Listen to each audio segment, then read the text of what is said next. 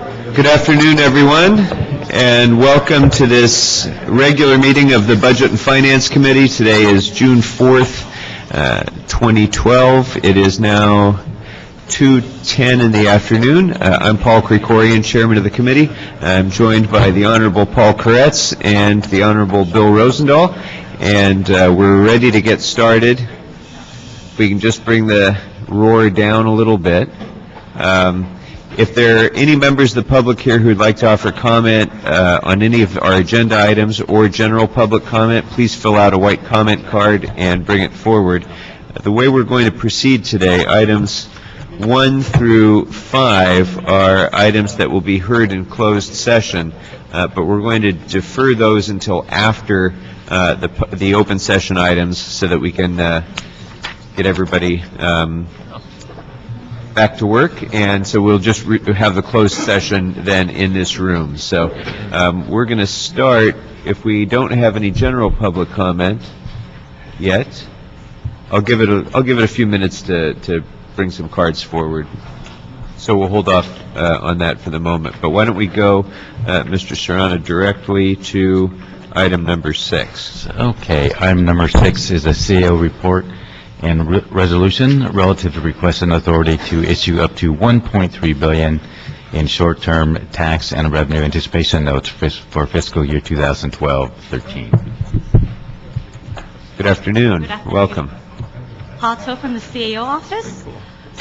The CAO requests to issue up to $1.3 billion of tax and revenue anticipation notes, which are short-term notes. The note proceeds will be used to pay for the annual contribution for the Fire and Police Pension Fund and for the Lacers Fund in July to provide cash flow needs. The trend allows the city to take advantage of the prepayment discount. If the city pays its annual contribution in July, it saves approximately $31 million versus paying the contribution on a biweekly basis. Due to the prepayment discount and the current low interest rates, the TRAN financing will result in a net savings of approximately $19 million for the city. There is also no impact to the debt capacity as these are short-term notes and it will be repaid within the fiscal year. We recommend selling the notes on a negotiated basis. We have selected Loop Capital Markets as the senior underwriter, JP Morgan as the co-senior, and De La Rosa and William Blair as co-managers. These underwriters were selected based on their experience, their underwriting capacity, and their proposed fees. In particular, JP was selected because they offered the city a backstop of up to $500 million. A backstop means that JP Morgan will guarantee that the notes will be sold at a predetermined price. The predetermined price is based off of what we call a MEG 1 index plus a spread. This index is at average interest rates on notes with the highest short-term ratings. The city has not received its ratings yet, but in the past we have received the highest short-term ratings as well. And I think we expect the same. We plan to meet with the rating agency this Wednesday. We request that this item be in council this week so that the CAO has sufficient time to prepare the marketing documents and to meet with investors to sell the TRAN. And we plan to meet with investors in the middle of June, around June 15th through June 25th or so. We expect to sell the notes at the end of June and make the payments in second week of July. Okay, so the meetings with rating agencies will happen this coming week, and then investors a week or so following that. How soon would you expect any recommendations from the rating agencies about potential changes in ratings or, status quo in ratings or hopefully maybe improvement in? We are requesting that the rating agencies submit the ratings to us by June 14th. Usually we should receive that maybe a few days earlier, but that's the deadline we're giving them. Okay. So, which would be immediately before you begin your meetings with the investors? Yes. Okay. Okay. Members? I just like the 19.1 million. Yeah. Context, and that certainly sets a tone out there for everybody who looks at the city and the ratings and everything else. So I'm just happy about that. Mr. Kretz? So we've been able to do anything like this in past years, or is this a relatively new process of trying to pay this off early? We do use TRAN to make the prepayments for the annual contributions in the last, I would say, 10 to 12 years. So we do use this. But doing it early so we can get some prepayment advantage, is that something we've done before? Yes, we have always done that. Okay, great, thank you. Okay. If there's nothing further, okay. Thank you very much. Thank you. Okay, that takes us to item number 7. This is Office of Finance report relative to achievement of $415,116 from the unclaimed monies seized incidental to arrest fund, number 7772, to the City General Fund.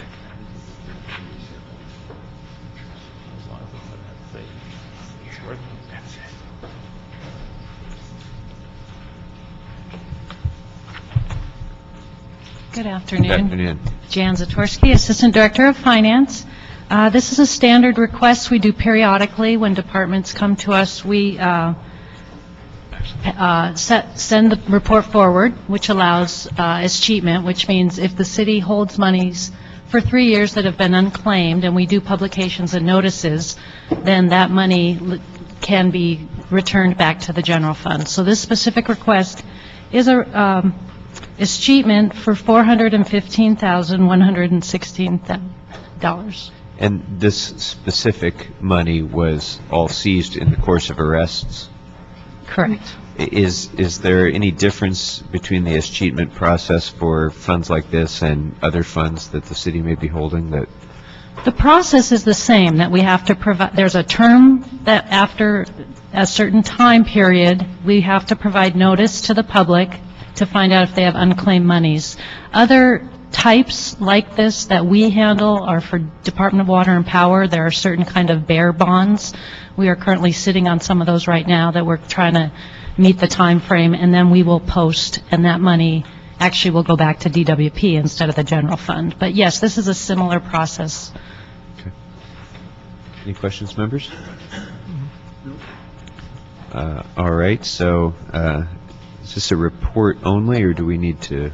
You need to adopt the report and recommendations. Okay. So moved. Just one question, because we're all there with you. The time frame is from 1983 through 2009, okay? And does that mean that by this point, 2009 will be the next one from 2009 to say 2013? Or, I mean, it's a long period of time between, or is this ongoing all the time? Well, it's Go ahead. ongoing all the time, and it's 3 years old and older. And we just have little bits of money that are left over from prior years. We did a big cleanup last year. Right. And the system's supposed to pick up all these old ones, and for some reason, there's still some lingering, like the one from 1970, whatever, was 30 cents. Yeah. So we're just trying to get all that cleaned up. They've got it all up. Yes, yeah. Your change out of the gutters is basically, and that one's 30 cents, so.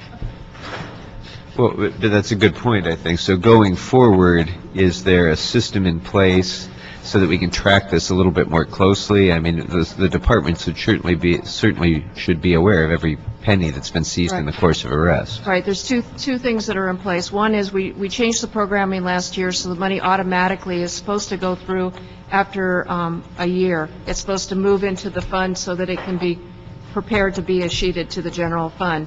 It looks like there's still some lingering ones that requires the investigating officer to release the funds. So we're working on that. And we're also in the process of this system that handles all this is over 25 years old. So we're preparing an RFP to go out and to change the overall system for all property management, including the money. And that'll also make it much more efficient, but it's just a matter of time and money. Okay, great. The matter's been moved by Mr. Kretz, so without objection, that'll be the action of the committee. Thank you. Thank you. That brings us to item number 8. Yes, item number 8 is the CEO report relative to a revenue-generating option to increase the documentary transfer tax submitted in response to a letter from a group of association of local retailers regarding the proposed increase in the city's documentary transfer tax. And by the way, before you begin, have we received any comment cards yet from the public? I just want to make sure I don't lag behind here. Thank you. Okay, so as of now, I only have one comment card. Any member of the public who'd like to speak either on an agenda item or general matter, please fill out one of these and bring it forward. All right. Good afternoon. Good afternoon. My name is Rex Olive. I'm with the CAO. A month or two ago, the CAO reported that as part of an overall strategy for long-term fiscal wellness, a number of actions would be recommended, and among those would be an increase in city revenue, one of the more difficult things to do. The documentary transfer tax was identified as a likely candidate, and in response to that, a group of realtor associations sent a letter to this committee identifying objections. Essentially, the objections to that were, one, fairness, why target this one particular segment of the population, and the second one is the documentary transfer tax is very volatile and not dependable. To that, the CAO responded both to this committee and to the realtors that it really was a fair tax and it is dependable. And essentially what we did is write a second report, which the committee has now, and we went through step by step why it is both fair and dependable. It's certainly a public policy item, and both the council and eventually the electorate would have to deal with it, because it would be certainly under Proposition 218 and it require a majority vote of the electorate. So it's would be difficult in any case to do, and it could only be approved if there was broad public support. So what this is an option. No particular action is required, but it comes before your committee because it's a matter of public concern, and certainly the Realtor Association advanced very reasonable arguments on the subject. If you like, I could go through them, but they're set forth pretty clearly in their communication. And I appreciate that. Just for the sake of the record, is the realtor's letter in the council file? I just wanted to check and make sure that we actually do have that as part of the file.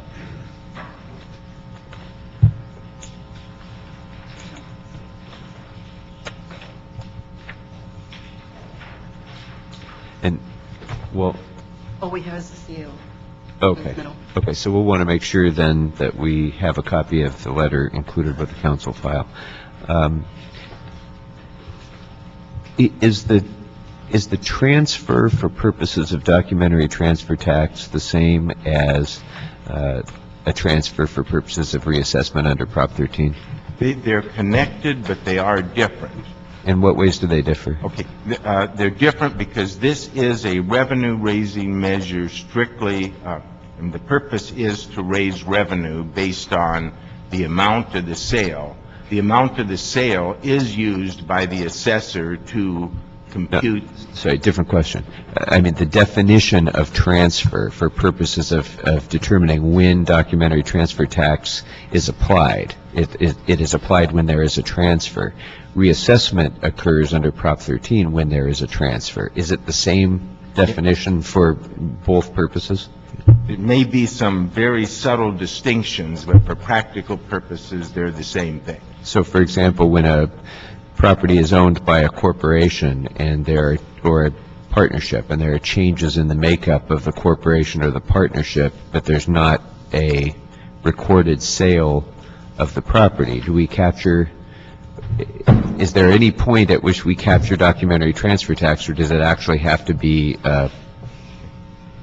transfer of the fee interest? Yeah, the sure way to do it is when title passes. The county is making an attempt right now to establish a policy that works, that will recover for change in corporate ownership. In the last year, we got about $1 million out of our $100 million tax from change in corporate ownership without a deed transfer. So it is in progress. It is not 100% effective right now. Okay. If the documentary transfer tax were increased as proposed by the extra $4.50 per thousand, how would our tax then compare with surrounding jurisdictions? In the local area, it would be the highest. There's no doubt about that. And There are northern, as I recall, northern California jurisdictions that would still be higher. Some jurisdictions in Northern California, and we outline them, are higher than that. But there's no doubt, the realtor's point that it would be the highest tax in the area is correct. Are you aware of any analysis that has been made of how changes in documentary transfer tax impact on sales eligibility or the frequency of transfers? The realtors point out that they believe it would have a dampening impact on the transfers. We've just not seen any evidence of that. But it doesn't mean it's not there. We saw our tax multiplied by 8-fold, and we can't prove, this is the last time this was raised in the early 1990s. I don't know how I would prove that sales might have been higher or lower. What we saw is several substantial real estate run-ups and decline that appear to be driven by factors more global than our tax. And to my knowledge, we didn't suffer during the recent run-up or fall because of our tax, but I have no statistical or empirical evidence that would document that. Members? Mr. Rosendahl. First, I'd like to ask the city clerk, people to come up for a quick second. If there's anybody here from there. What I want to know is, assuming us policymakers go through our policy discussion of this, when would it appear on the ballot? The next chance you have to put something on the ballot would be for March of 2013, yeah. And if we put it on the ballot, do we need a 2/3 vote? Or, from what I'm told, the letter would go out and it would be through the mail and it would be 50% plus one, right or wrong? I'd have to double check. I'm not sure off the top of my head. Yeah. In general, if you do it at a municipal election, which that would be, 50% plus one would be what it would take to approve that. Mm-hmm. And that notice would clearly point out what that means to the person, and they would vote by mail. Whether you voted by mail or at the poll wouldn't make any difference.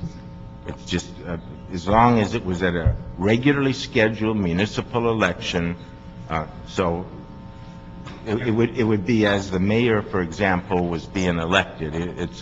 That's exactly the point of the measure. Of course. Yeah. And with that as a backdrop, when would we as a council have to take action one way or another to get it on the March ballot? Jenny, do you have the... Yeah, what's the deadline? The deadline is 125 days before the March 5th election, so that's around November. Yeah, I think it's at the end of October, I think is like the 31st. That would make sense. What? End of October. Next question for you. Let's just assume that people appreciate the needs for basic services, that we're up against the wall. What kind of a revenue addition do you speculate would be for us, assuming the voters voted? We're recommending a targeted revenue of $100 million. We know that it could be significantly higher, and that would be something the council would have to deal with. For example, large surplus. We once had $217 million. If it's over $100 million, perhaps it should be dedicated to one-time purposes such as sidewalk repair, something related to livability in the city, but one-time revenue. because we could count, we think, on about 100 million, perhaps a little more.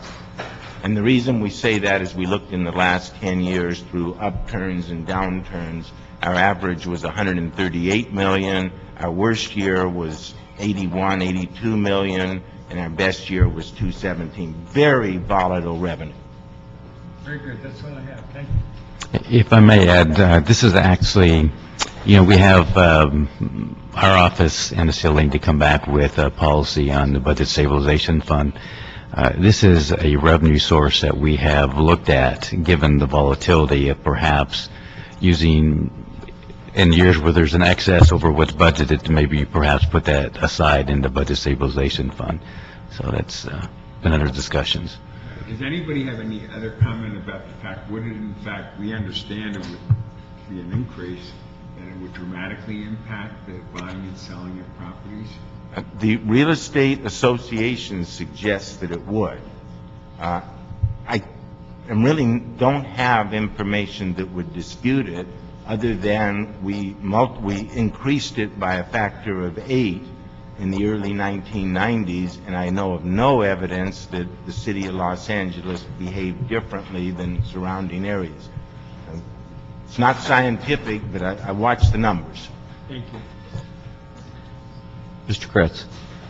Yeah, I have a lot of thoughts on this. One, I think we do need to address the volatility, but I suspect if we pass this, the right way to do it might be to set this aside in its own fund and decide what a correct amount is to spend every year.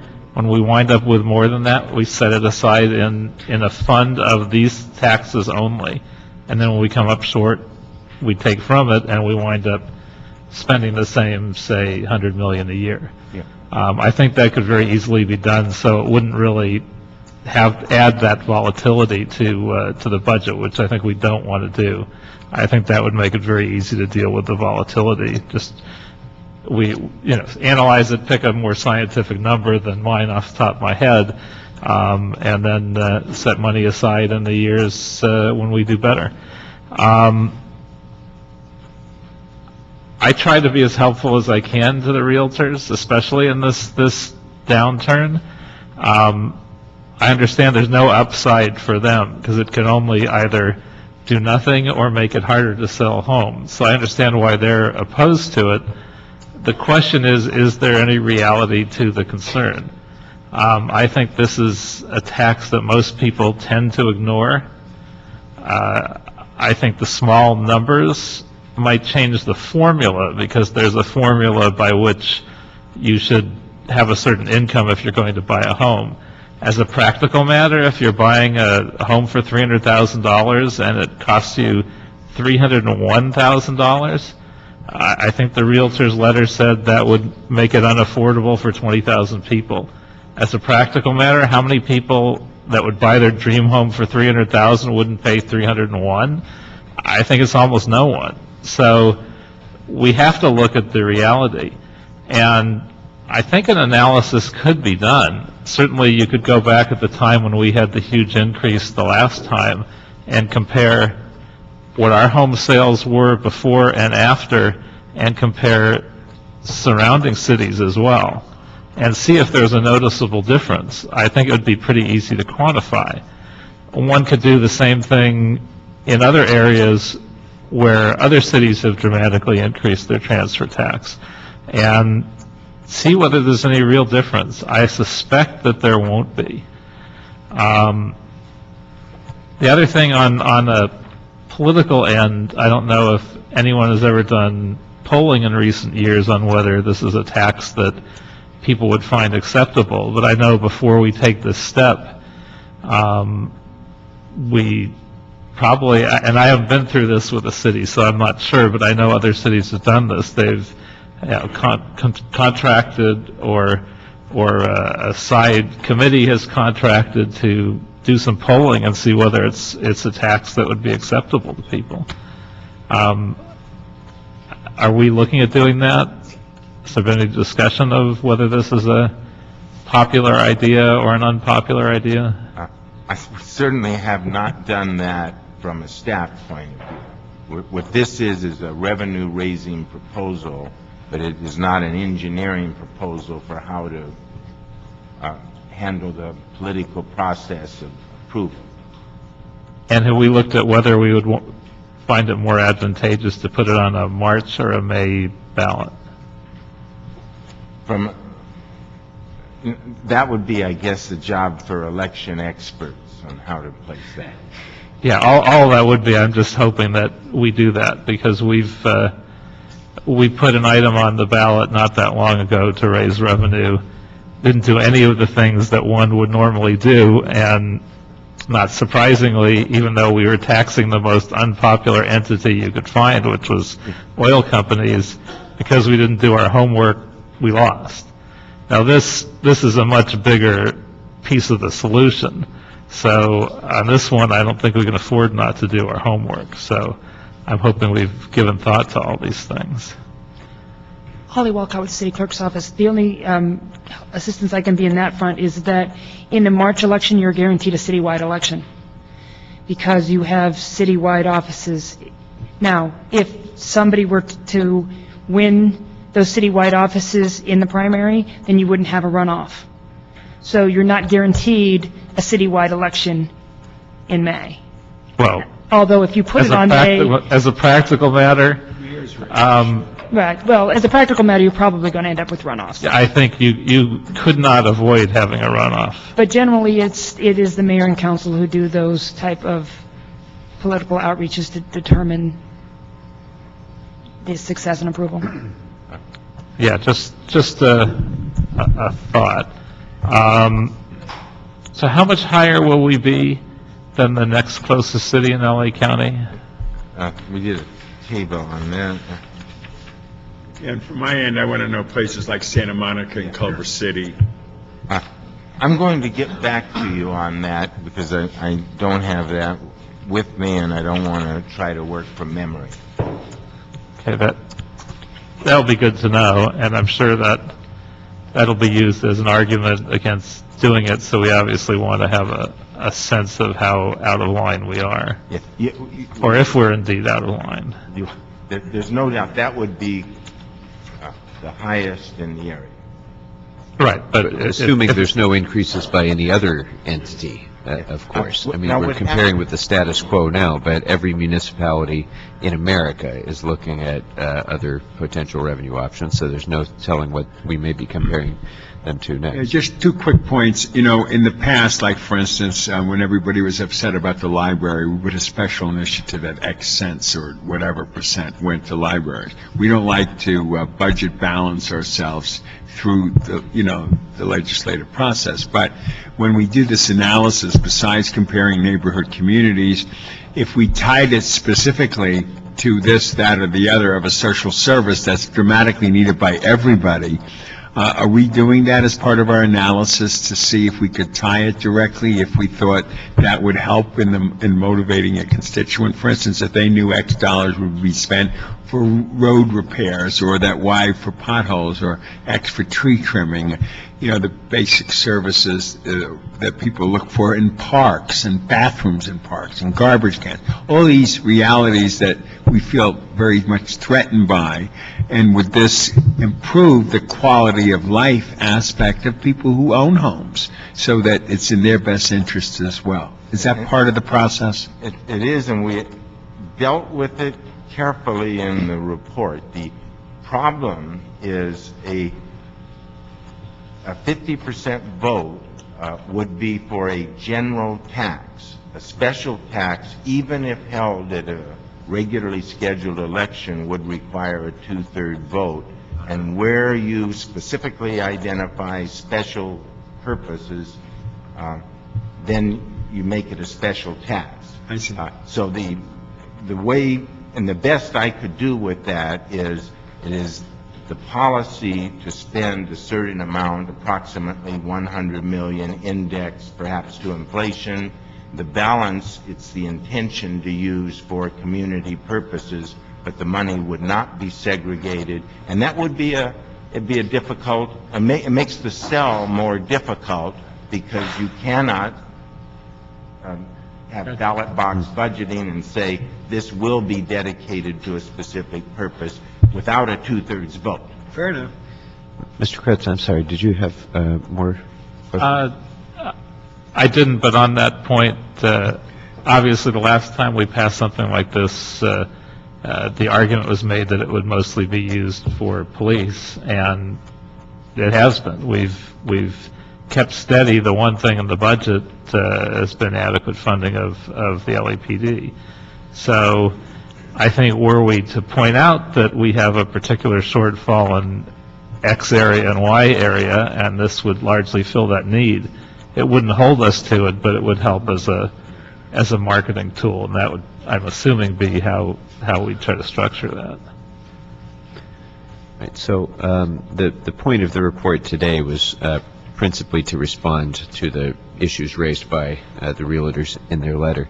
And we did send a copy of that to the realtors. Great, thank you. And I appreciate that report. I think it's clear from the questions today that members have more questions that we would like answers for in the policy development of this issue. One of them, I think, is not just the impact on revenue generation and whether it will impact the total amount of revenue received because of potential impacts on sales of real estate, but also I think at the broader issue of impact on economic activity as a general matter. So I think when we have further report on this, and I would like to see a further report on this come back to this committee, some assessment, as Mr. Kretz outlined, of attempting to quantify impacts on the number of transactions, affordability, and the revenues that would then be generated from those transactions, but also whether an increase like this would have a positive or an adverse impact on economic activity. I could see it going either way. So I think some greater degree of analysis of broader economic impact would be helpful as well. Understood. Okay. Anything else, members? No. All right. May I ask, do you wish to hold this in committee until you get that report back? Okay. I think that would be useful. Now, if our deadline to act in council is October, I want to count backwards from that, make sure that we stay on pace for whatever it is that we end up doing. Is it simply a matter of council acting by that deadline, and then we will be safe getting it on the ballot in time for March? So we could report it out of this committee as late as early October. I wouldn't want that to happen, but worst case scenario, that would happen. Then it would go to council, and we'd be good to go. It would be best to have some direction by council earlier in October. Of course, it would be better, but I'm just thinking worst case scenario. I just want to make sure I have my deadlines in mind. Yeah, that's correct. And then also, during the budget deliberations, you'd also had an instruction to maybe have a revenue day sometime in August. So that would be another opportunity to do that, and that would be in plenty of time. So let's have this report then back to this committee if we can, just before we do revenue day in August. That way we'll have an opportunity to weigh in again before it goes to consideration as part of Revenue Day. All right, thank you very much.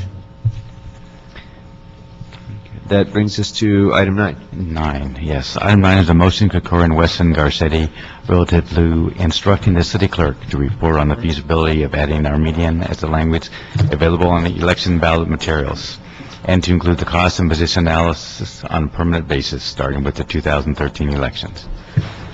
Good afternoon. Good afternoon. My name is Jacob Wexler. I'm the chief of the City Clerk's Elections Division.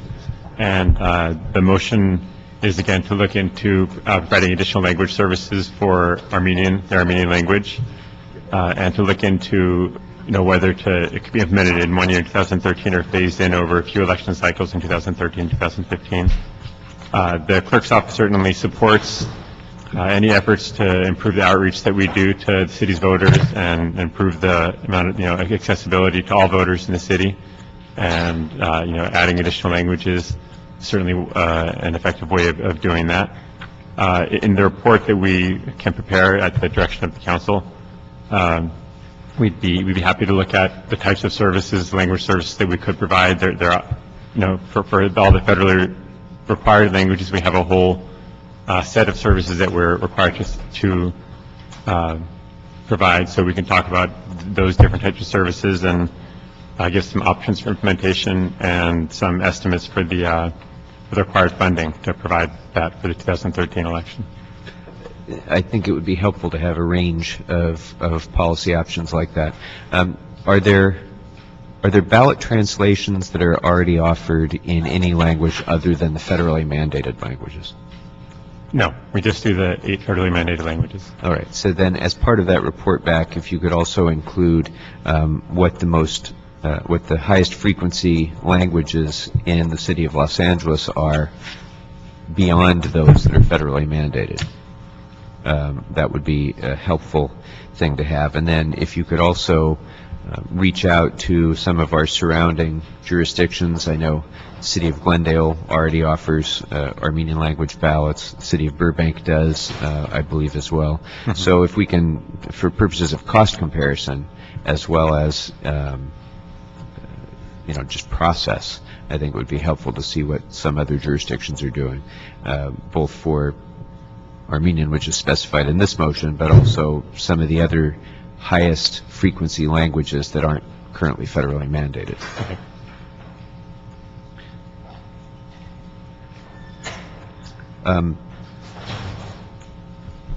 I guess we can wait until we come back with more of a written report, but it would also be helpful to know what other steps in terms of, say, hiring poll workers with multilingual skills to assist voters, those sorts of things, beyond the translation of the ballot itself. Right, absolutely. And that's one of the services that we do provide for the languages that we do, and that could be a good first step, because it's, to get the poll workers out there in the targeted districts, precincts. Okay, great. Question, obviously, what are the languages right now we automatically are mandated in under the federal law? The languages are Spanish, Chinese, Tagalog, Vietnamese, Japanese, and Korean. In 2013, we're also going to be adding Hindi and Thai for the first time. And when you add them, is it just in a particular geography, ethnic, that we are aware of, or throughout the whole city? How does that work? In terms of targeting poll workers in precincts, we certainly target them to areas where we know that those languages are more likely to be spoken. But the availability of the translations are citywide for all voters and all items on the ballot. So, say for instance, we can mentally say right now that an Armenian concentration might be on the east side, closer to the Burbank, Pasadena area. Would we also make it available if somebody lived in my district, they could somehow punch it out and see it and go that route, or would we print something? How do we do it? We would be less likely to target Armenian-speaking poll workers to, Mar Vista or Venice than we would in the areas that you mentioned. But we certainly would have all the written materials translated into all the languages that we had. So in terms of targeting individuals, but if somebody comes into the polling place and doesn't speak, we do have, they can call into our office, and we have a language line which is available currently for any language, not just the ones that we're working on. So there's a lot of, we make efforts to make all of our information accessible to all the voters in the city. And when you speculate that point, because of the real life experience you have, how many other languages are we really dealing with, be it written or verbal or whatever, in our city so far in our election processes? Well, as certainly in the city of Los Angeles, there's a lot of languages that are spoken at homes. We, to be honest with you, don't have that many requests or people calling and asking for translated services over the phone. It's just not that common. So, we have a handful. Every time, certainly Armenian is one of the languages that we don't already do that we get on occasion, but it's not actually that frequent that we get those requests at this time. So you mentioned Hindi and Thai are being added this year. Is that because of a change in language demographics within the city, or is that a change in federal That's mandate? a requirement of pursuant to the Voting Rights Act. So that was added by the federal government. It was by the Department of Justice as a result of the decennial census, 2010 census. So the new numbers came out, and they required the jurisdictions in this area to look at, Okay, so that's what I was getting at. So the federal law mandates particular languages for a particular jurisdiction based on the census information for that jurisdiction. Correct. But there's, okay, no, I think that's clear. Yeah, and it's not just based on demographics. There's also certain language groups that are included. They look at literacy. So there's a number of different factors that they look at besides just the population numbers. So, for example, Armenian may have a higher number of speakers in the Los Angeles area, but it's not one of the language groups that's identified under the Voting Rights Act as requiring translated services based on that act and the goals of that act. Okay, so that's, I guess, what I'm not clear on. There are specific languages that are specified in the Act? Language groups, I think it's broader, Spanish, Asian languages, and Native American languages are the categories of languages that the Voting Rights Act covers. It does not cover the language group, the broader language group that Armenian falls into, or European languages. Right. So nationally, those groups of languages are required to be made available by local jurisdictions under the Voting Rights Act. The three that I mentioned, yes, Yeah. but not the ones. Right. So that in addition to those that are specifically mentioned or mandated by the Voting Rights Act, then particular jurisdictions may also have a federal mandate depending upon their own unique language demographics based on the census information. Is that correct? But within those three groups, Spanish, Asian, and Native American languages. So there will not be a jurisdiction that is required to provide Armenian under the Voting Rights Act. There may be jurisdictions that provide it, but it's not a requirement from the federal government. It's not a federal requirement. so? If a given jurisdiction has 3/4 of its voters who primarily speak Russian, there wouldn't be, even under the Voting Rights Act, in that case, there wouldn't, under no circumstance would there be a federal mandate that they provide other language ballot instructions and so forth? That's the way it's been explained to me to attorneys, but the attorneys I heard, yes, that's my understanding, correct. Okay. Mr. Kretz, anything on this? Okay. All right, so we're still awaiting a further report back from you then? Yeah, correct, the motioner is requesting a report, so we can, if you want us to, we can provide that back to the committee, or I don't know if you want to send the motion to the full council and have it. You can either hold a motion here, or you can approve it, move it forward to get full council approval, and the clerk will respond with the report either way. I think I just didn't have the report come back here, so if we can do that. Thank you. All right, that brings us to item 10. Item number 10 is a motion Reyes Garcetti relative to transferring $100,000 within the Proposition C Anti-Gridlock Fund to a new account entitled Los Angeles River Bikeway Network Project Geotechnical Studies. Afternoon. Michelle Mallory, Senior Bicycle Coordinator, Department of Transportation. I'm Rebecca Abana with the Bureau of Engineering. In March of this year, our staff, DOT staff, submitted a grant for a Tiger application. Copy of it here if you're interested in it. Essentially, the project is an $18 million project to essentially provide a structural build-out of the Los Angeles River bicycle path. The project would leverage $5 million of Measure R money against $13 million federal money. This is primarily a jobs bill. The benefit of the project to Los Angeles, beyond the jobs that it would bring to the region, are 5.5 miles of bicycle path, 6 miles of bicycle lane, 20 miles of bicycle routes with shared lane markings or sharrows, 20 miles of intersection improvements, and we expect to hear next month, actually July, whether or not we're going to get this project. Unfortunately, or fortunately for us, the project's on a very short timeline. The Tiger 3 project, this is Tiger 4, had a deadline that we had applied for and did not get, but in the Tiger 4, all the same deadlines applied. So if we'd gotten Tiger 4, Tiger 3 would have been ahead of the game. As it is, we're a little behind the game, but we're still willing to take the risk and try and get the money for the city. So what we're doing is trying to front load the project, do a little pre-design work early. Bureau of Engineering is working on some of these elements now, so we're ready to go when we know if we have the award or not. If we don't get the award, this work will still go to LA River projects that we seek to do in the future. So it's not a waste of funding. We'll do it, but it'll put us in a really good place to deliver. We only have 12 months to design on this project. And those are my short comments. BOE. The Bureau of Engineering will be managing the geotechnical and survey and all the pre-designed services for this river bikeway. Okay. Members? Mr. Rosenthal? Well, transportation, forthwith, I want to get it out of committee, out of council, and get it right on the docket. It's nothing ventured, nothing gained. This is obviously a great opportunity for us. Thank you. Mr. Kretz, anything on this? I agree. Okay, we have one public speaker on this matter, Ruth Sarnoff.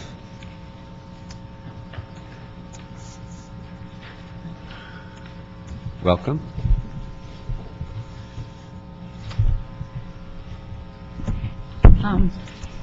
If it's all right, I would really like to just mention a process issue as it relates to both 10, 11, and 12, and that is that there's no community impact statement, and I don't know what the effects on the Proposition C funding is. I mean, what are we trading here? I mean, it's not clear.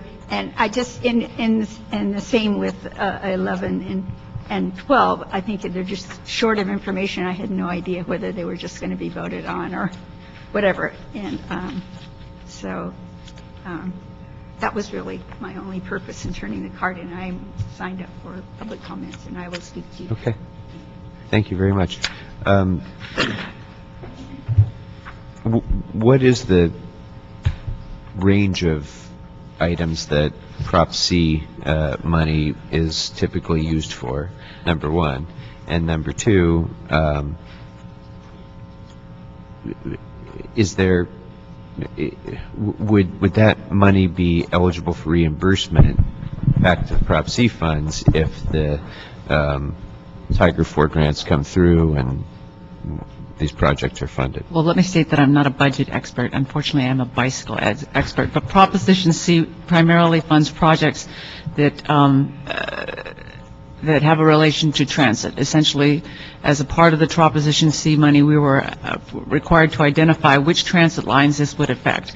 So we're giving folks an opportunity to ride their bikes to a certain point to hook up with transit and create a better non-motorized network throughout the city. So that's essentially the nexus for using Prop C as a part of this.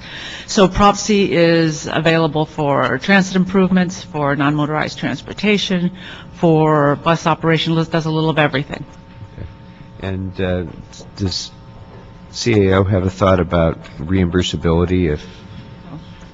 Well, that was perhaps going to be a suggestion, whether or not you want to treat this as a loan. Basically, if the grant funds do come in, then basically the grant fund reimburse for the initial $100,000. I should note that the grant will not reimburse us $100,000. The clock starts ticking when we know of award, but we have to start the work early or we will lose the award. We only have 12 months for real estate, environmental, and design. Okay. Anything further, members? No. Okay, so the recommendation is to approve the motion and amend, as amended, to instruct LADOT to identify non-general fund revenues to be used should the city fail to receive the Tiger 4 funds.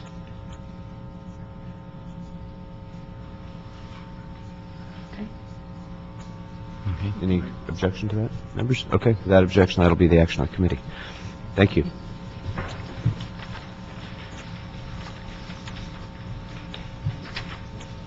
Okay, that takes us to item number 11, which is another motion, Weezer Perry, relative to reviewing the proposed formation of a Melrose Community Facilities District for the downtown Los Angeles streetcar system.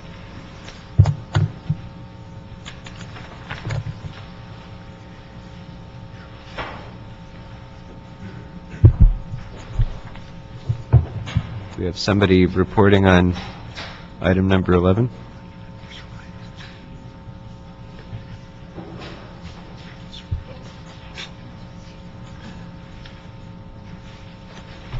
Good afternoon.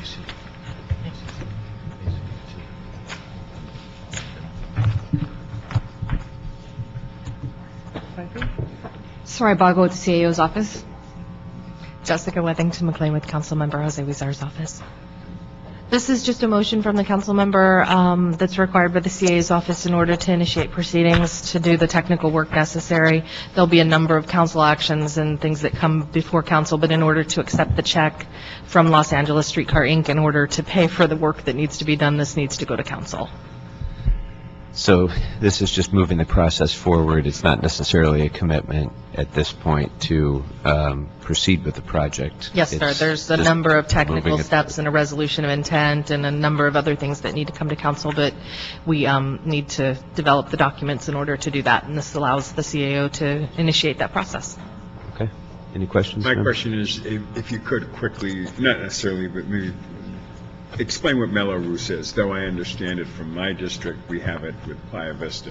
Explain it to the public. What is Melrose? What is that? It's where the city, as the administrator of the community facility district, essentially purchases the infrastructure, issues bonds to pay for the infrastructure that's in place, that's then paid for out of assessments to the individual property owners.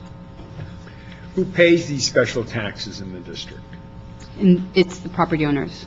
And, I'm sorry, I'm sorry. property owners. So it means the residents and business owners, or just residents, or just the property owners? It's Property a owners. property-based assessment, so it's based on land. So it's a property owner assessment that will go on their county tax rolls, and the registered voters within the streetcar area will vote on it. So it'll all be a process that undertakes numerous steps before we get there. But Fair that's enough. And the next question is, which city department will be responsible for implementing this once the funds start coming in from this Los Angeles streetcar project? If it's LADOT, I want to know, who would it do, and would there be sufficient resources to make that happen?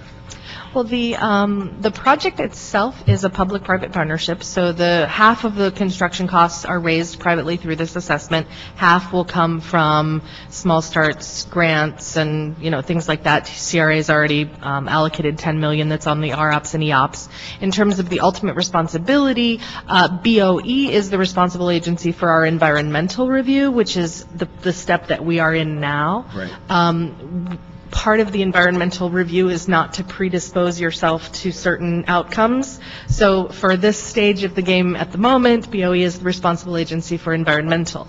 DOT and BOE obviously run the right-of-ways. It's potential that Metro could potentially contribute to the operations. Those are all things that we have to figure out during the environmental process. So we're a little bit reserved in being able to predispose what those answers are at the moment, because that's part of the process that we need to undertake. Yeah, and that's great. And then when that process is undertaken, you get those answers. That's obviously a part of what we need to know. Correct. Absolutely. And are the costs of all of those processes and staff costs and the election costs and so forth, are those all reimbursed to the city by the district once it's formed? Absolutely. The Los Angeles Streetcar Inc. is a nonprofit that was set up by property owners and business leaders downtown to plan, implement, and run a downtown streetcar. They have allocated funds and have actually, I believe you have a check waiting to be deposited. We have an application check. An application Not a check. So all of the fees, all of the city staff time, all of the city processing time will all be paid by the nonprofit that's setting up the district, so there won't be a fiscal impact to the city for even processing this application. One of the documents that would be approved is a deposit and reimbursement agreement that would be executed by the streetcar initiative and the city, and would provide a mechanism for which the city can recover the costs from streetcar. Great. Anything further, members? Nope. Well, I'd recommend that we move this forward to council. Can we get a date when we could have this heard in council? Do we know yet? I would have to coordinate that with Erica, but more than likely next week, sometime next week. Do you have a preference? Sooner the better. I don't particularly care about a specific date, but I just wanted to see if we could get a date certain so we could move it forward. But if that requires further checking, that's fine. Next week should do the trick. Very well. Thank you so much. All right. Thank you. Thank you very much. So it'll be the action of this committee to adopt the motion. Yeah. Okay, item 12 is a controller report relative to requesting approval for an amendment to extend the contract with Simpson and Simpson to conduct an audit of the Community Redevelopment Agency's financial statements for the period of July 1st, 2011 to January 31st, 2012. Good afternoon, council members. Good afternoon. Shane Min from the Controller's Office. Our office is requesting permission to amend a contract with Simpson and Simpson to allow for a 7th-year audit. As the honorable council members are aware, the CRA has been dissolved as of February 1st, 2012. So this would be a truncated year audit for about 7 months, and the cost of the audit is $99,962. And Simpson and Simpson is the incumbent auditor? They are the auditors for CRA, yes. Anything on this? We just know it doesn't come from the general fund, right? Actually, CRA has put in $100,000 in their recognized obligations, so we have worked it out with them to pay for this audit directly. Great, that's it, thank you. Well, I would only say that I'm not so sure that's guaranteed. That we just have to be prepared that it may be ultimately come a general fund expense. But we have to do the audit, so we don't really have a choice. And that expense has already been assumed, I think, in the general. The CRA may be assuming as part of the ROPS, but they still could be not nailed down entirely. Well, if that be the case, will we have an option at a certain point, or? It's basically for the period of time that is under sort of our umbrella, so to speak, and so it's an expense that we have to incur. This is whether or not we're successful in obtaining the reimbursement. But it's worth it? Yes, we have to. Okay, thank you. Anything further? All right. Thank you very much. Then it'll be the action of this committee to approve the controller's request and to extend the city's contract with Simpson and Simpson. Okay, item 13 is controller report relative to requesting authorization for year-end reserve fund borrowing.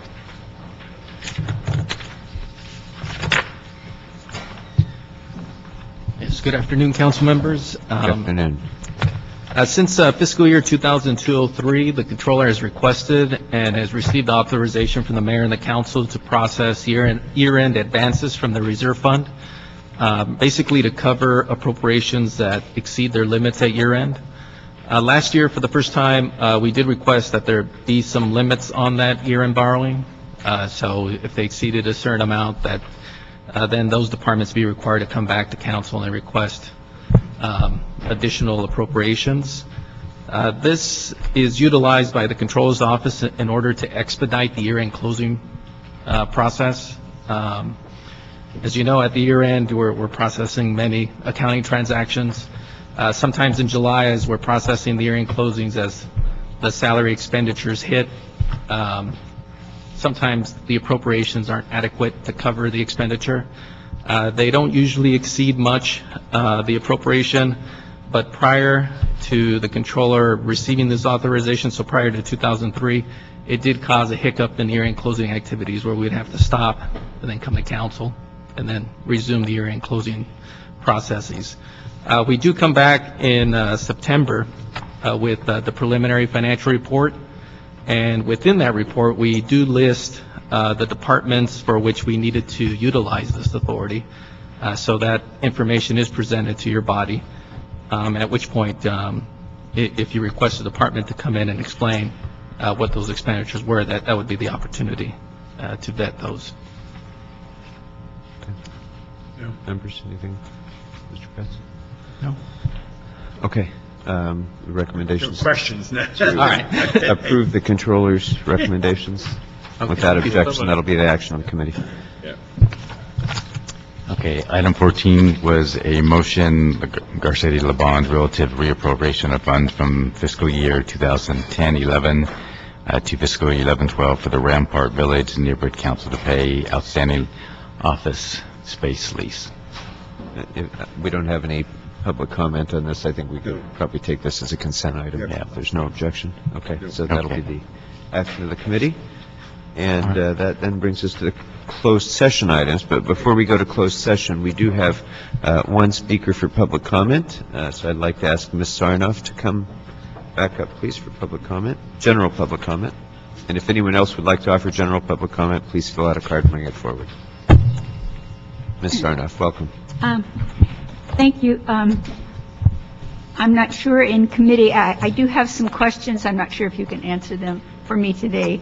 But I've been following the new banking ordinance here, and I'm active with Occupy Fights Foreclosures, as well as with the Women's Circle of Occupy LA. And my understanding of the new ordinance is that we will be basing a lot of the data that's coming will come through the census maps, and the and the data will be forthcoming in that manner for the public to look at. And I'm wanting to know, first of all, I have no sense of how big a census district is, or where to get census district maps, if that's online or as part of the city.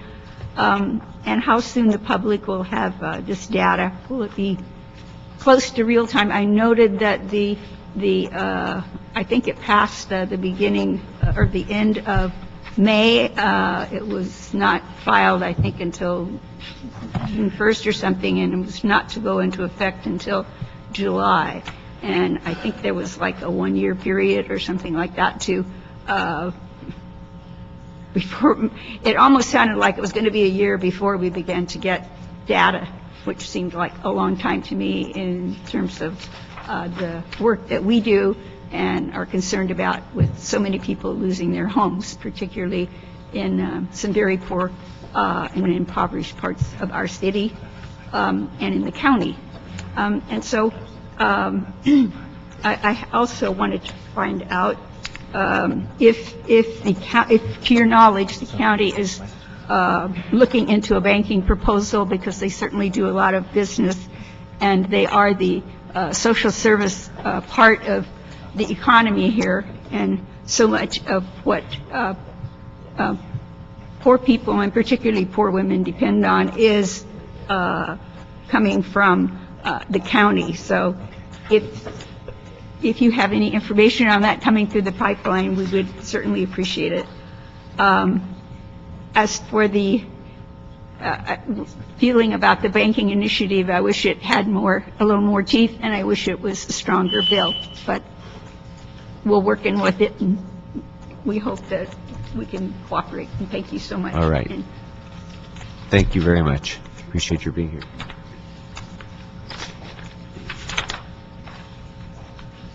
So that, thank you, Ms. Sarnoff. That is the only card that I have for general public comment. So public comment for this meeting of the committee will be closed. That applies also to our agenda-specific items, because we've received no further cards. So public comment will be closed for our closed session items as well. And with that, thank you all. If you're here for closed session items, you may stay. Everyone else, I have to ask you to clear the room, please. Thank you. You're going to hit the restroom.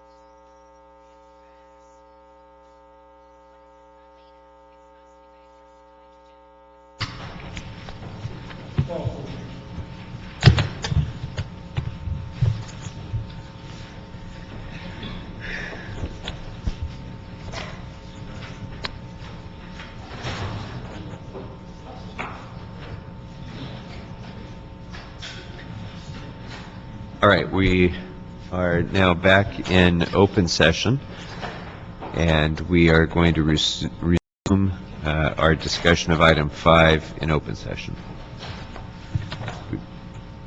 Sean, maybe you should reintroduce item 5. Yes, item 5 was the city attorney NCO report relative to the request to amend and increase funding for outside counsel contracts.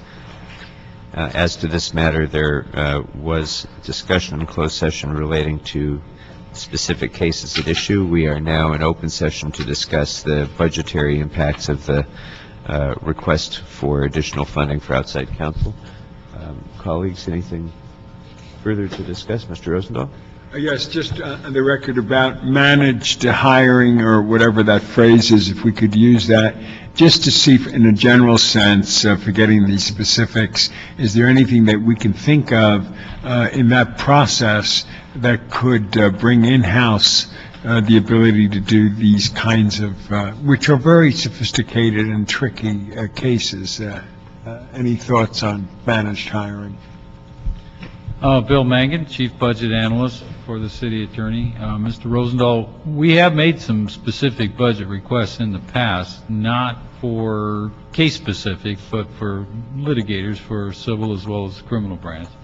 We did not as it relates to the budget year that's about to begin. Frankly, we gave up because every request that we had made had not been brought forward and into fruition. And in the managed hiring arena, although we've made a number of requests, they've all been put on hold pending our operational plan internally of managing our money and being able to demonstrate at the conclusion of the year that we were able to balance our budget. So, administratively within the committee process, it's very difficult to move anything, frankly. So we gave up. But I'm encouraged by today's comments. And I'm most certainly going to go back and report to Mr. Tritanis that at least this body is interested in getting a report that's specific to some of these cases and particular subject matter that was discussed earlier, and maybe a managed hiring request consistent with those types of cases that seem to be going on and on and on. So I'll take all of your comments back. I made some notes, and this is encouraging, and I thank you for those comments. I appreciate that response, too. Does anyone else want to respond to this as well? Well, I would, if I may. Obviously, a time to sort of discuss this would have been when we just went through the budget process a few weeks ago. It does not preclude us from continue to having a conversation going forward. I think the city attorney's office, as they've indicated, have been constrained somewhat with the budgetary appropriations, and they haven't had a whole lot of leeway as far as hires and so forth. They've been in sort of a downsizing mode. As far as managed hiring, there have been 1 or 2 requests that have come forward that have been approved, but for the most part, because the office has been in a sort of a downsizing type mode, big requests have not come to manage hiring. Well, my point is, and I appreciate the city attorney's office, penny wise is a dollar foolish. That whole concept of where we think we could improve internally that could substantially save us money is compelling to all of us, especially in the worst of times that we're in now financially. So if the city attorney's office comes back and the appreciation of the discussion we had and the issues that are important to all of us in terms of penny wise, dollar foolish, it certainly could help us in the budget process. And if there's any other more comments about managed hiring or how it would assist yours on the record, I'd appreciate that too. Well, only to say, Ann Haley, City Attorney's Office, that your observation is absolutely correct, that, and as long as we continue to be short-staffed, it's going to be difficult to see a decrease in outside counsel expenditures. But absolutely, I am in agreement with and it usually is a resource. I mean, we have some expertise issues that are sent out, but much of it is also just simply lack of resources. So I would like to think that if we were able to increase staffing, we would see a decrease in the usage of outside counsel. especially chronic cases that historically, we know these particular individuals are the cases we see here, but some of these concepts have been around a long time. And I also can't help but to say, I'm sorry, this risk management issue, that's what always occurs to me. You know, we're just on the cleanup detail. You know, we're not creating the litigation, well, in large part, creating the litigation or the lawsuits that are filed. The city attorney's office is just there to clean them up. So risk management is a big issue as well. Yeah. Mr. Kretz? Yeah, hopefully this issue wouldn't be a big miss not to have done before the budget, because it seems like it would be revenue neutral or a little better than that.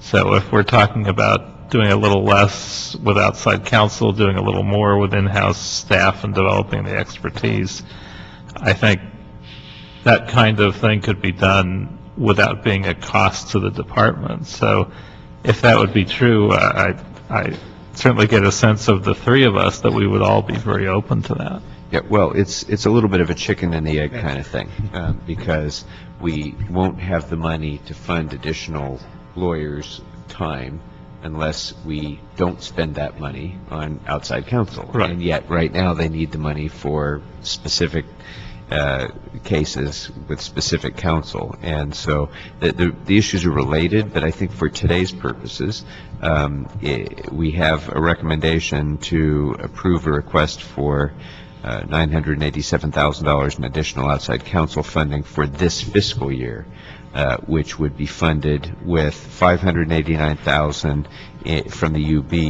outside counsel account line item, and $387,000 in disencumbered funds from prior year contracts.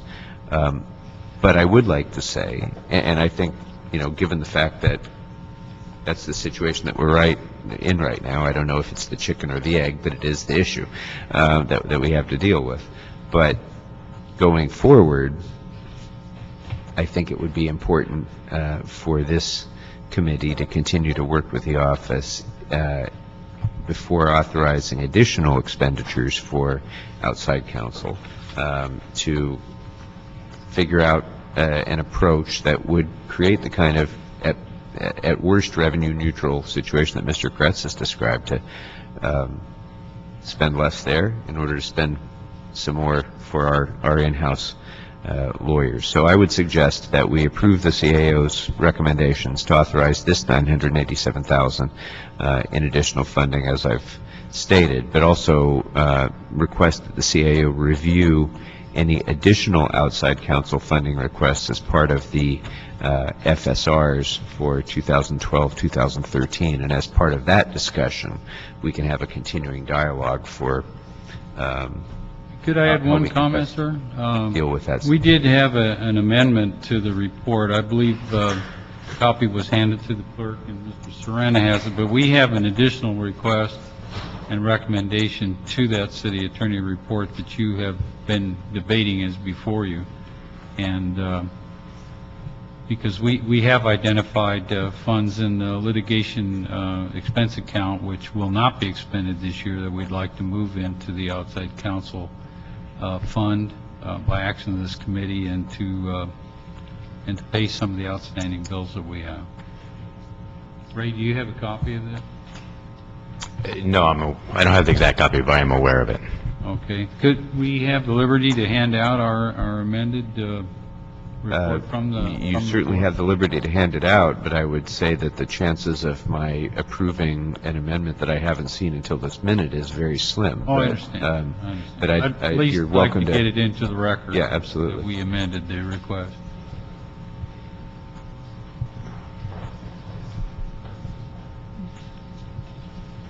Mara, did you get this? If I may offer the committee the request for an amendment by the city attorney's office, given the light of the discussion you've had this afternoon, that I know you added a recommendation for the CEO to look at expenditures and reporting the FSR. If I may offer, if we could ask the city attorney to actually look at their expected outside counsel expenditures for next year. There are $3 million that was budgeted in the UB, and ask if they would be willing to put forward a proposal to perhaps and maybe reduce some of the outside in exchange for some some actual attorneys. So that if we could see something in front of us and try to get a sense of where the balance is. And if I may, Mr. Serrano, a thought I'm having currently too is that it's one thing to send out, to bring in-house matters that are already with outside counsel, which could be problematic. One, we'd have to get up to speed on things that are already out. But what I think perhaps makes better sense is to look in terms of what we would not have to send out in the future and could keep in-house if we had the resources to handle them in-house versus reversing things that are already with outside counsel and that are along the way. But that's just Exactly, but therein lies the chicken and the egg problem, because we won't be able to fund that because there is no place from which to fund it unless we're able to take it from future anticipated outside counsel expense. I agree with you in terms of the particular pending cases and so forth. I'm not suggesting that we take cases back that are currently pending or about to go to trial or whatever, but you can project forward anticipated outside counsel costs for the coming year, for probably the next few years, and maybe what we can do is work off of that to figure out how to reduce that further in order to provide more money for inside counsel. And unfortunately, as you may remember, we projected, and we do this through input from the law firms. We ask them to complete a budget.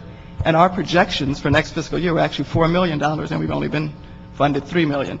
So I don't see any overage in this coming. Well, having said that, though, I mean, nothing's impossible, and we'll certainly work with Ray and the CAO. We'll take a run at it. We'll see if we can propose something and figure out how to get that chicken and egg on the same keel so that they're not overcoming each other. This is a longer-term structural situation. It's not something that I think in the next fiscal quarter we're going to change. It's more looking forward. How do we shift the focus back in-house is what I'm looking for.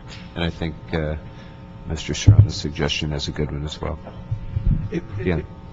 Thank you, Mr. Chair. Dean O'Connell, Deputy City Attorney. If I could specifically address the amended recommendations that we sent over late last week, if we could format that into a request, and if it could be placed on the Budget and Finance agenda for next week, and then hopefully the CAO could report on that also, on that request. We can do that. We can do. I think I would certainly prefer that than considering it an amendment to this recommendation. I'm comfortable with moving forward with the recommendation on this item, and then let's put this amendment in the form of an additional request for the next Budget and Finance Committee meeting. Thank you. Okay. Any objection to that course of action, colleagues? Great. Okay, then that'll be the unanimous action of this committee. Thank you. Thank you. So we're adopting the CAO report as amended with the report back. Yes. Thank you. All right. Anything further? No, that is it. Then our business has concluded and we are adjourned. Thank you all very much. Great.